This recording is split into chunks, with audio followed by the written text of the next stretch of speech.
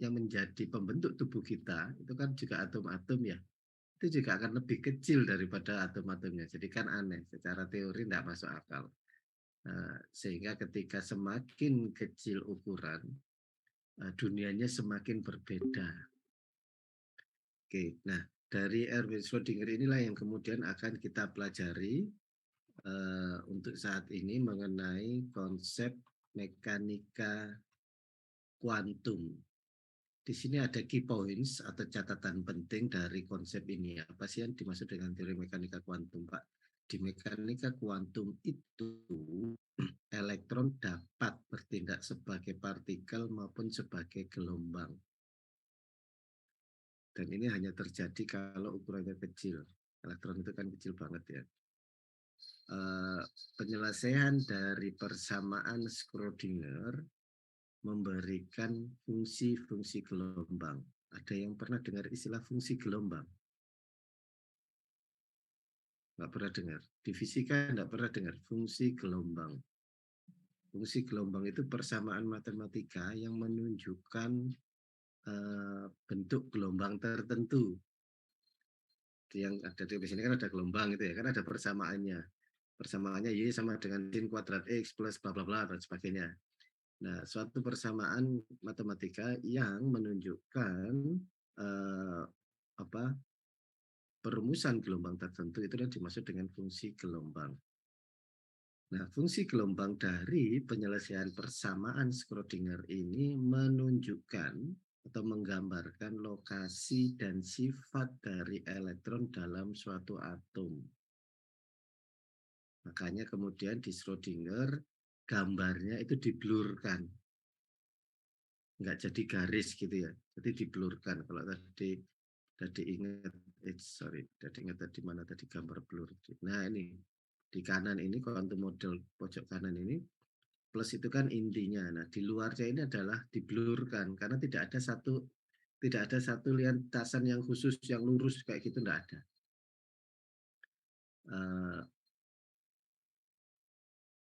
Balik lagi.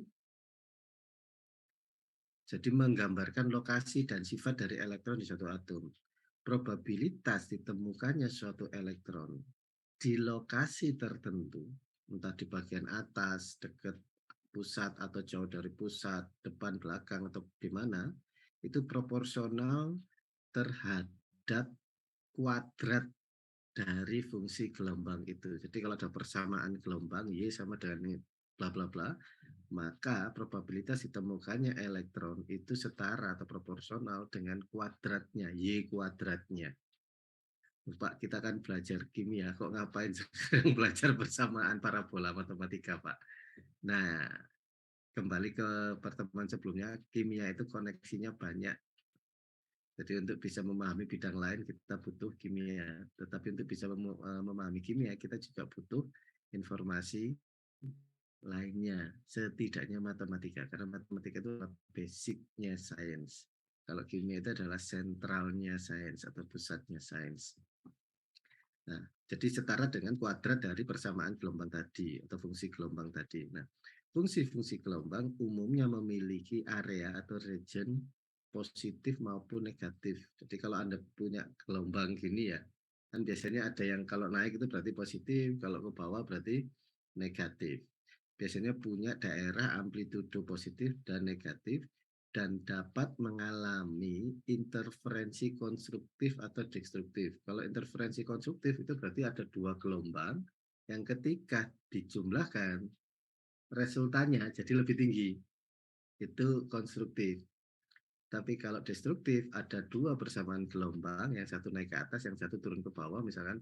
Ketika dijumlahkan resultannya jadi berkurang. Itu yang destruktif.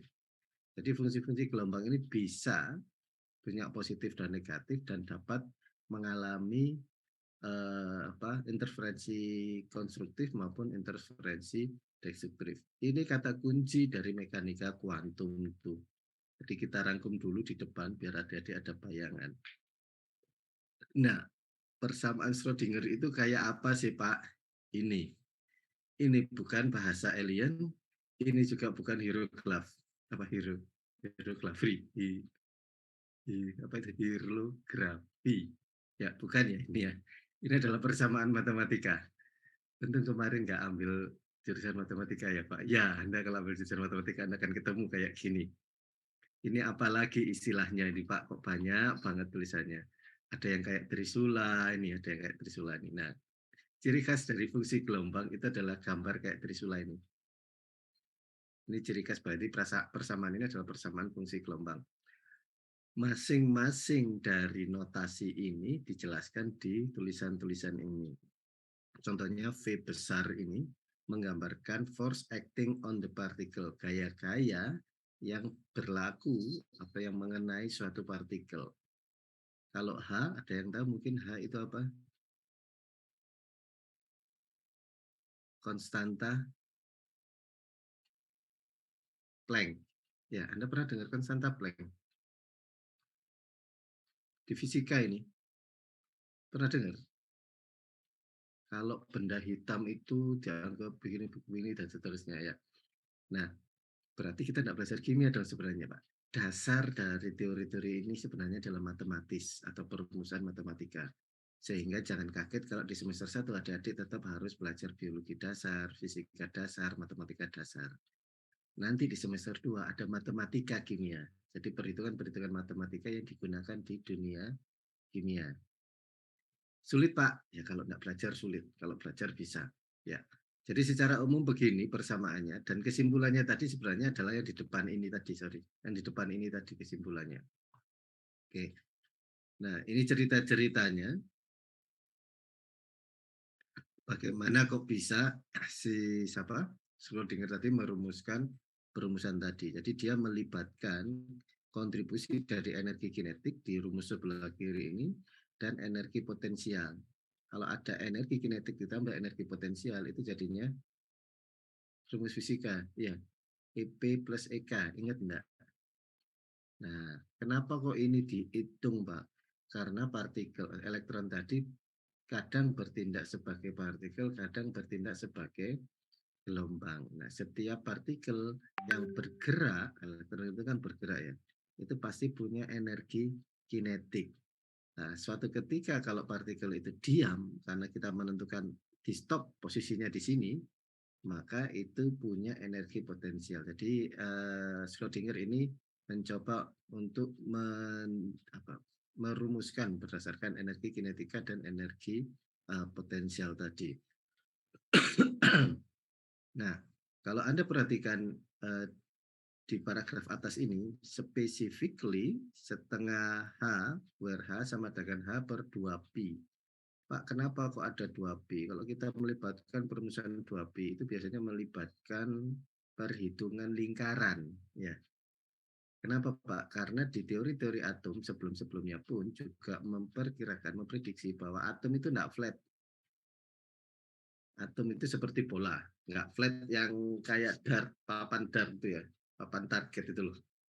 Itu kan flatnya. Nah, sehingga elektron itu tidak hanya bergerak hanya di satu sisi gini dok. Misalkan ini tangan saya ini adalah inti atomnya. Elektron itu bergerak 3 dimensi terus. Ini bergerak terus. Jadi membentuk seperti bola. Nah, oleh karena itu persamaan ini juga melibatkan perumusan 2pi yang mengindikasikan bahwa elektron itu bergeraknya itu 3 dimensi. Jadi gambar blur yang di model tadi itu blurnya nggak flat ya. Blurnya itu seperti bola itu sudah. Nah, ini cerita-ceritanya kita coba ilustrasikan. Ini yang disebut tadi eh,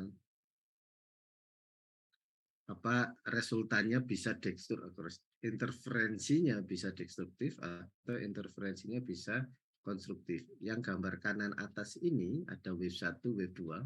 Kebetulan fungsi gelombangnya sama-sama memberikan amplitudo positif sehingga resultannya yang berwarna oranye ini adalah penjumlahan dari kedua amplitudo ini. Sebaliknya yang bawah ada gelombang yang naik satu, ada gelombang yang turun. Nah, ketika dihitung resultannya, otomatis dia akan berkurang. Dia tidak lebih tinggi. Karena yang satu positif, yang satu negatif. Ya, oke. Nah, apa hubungannya dengan teori atom?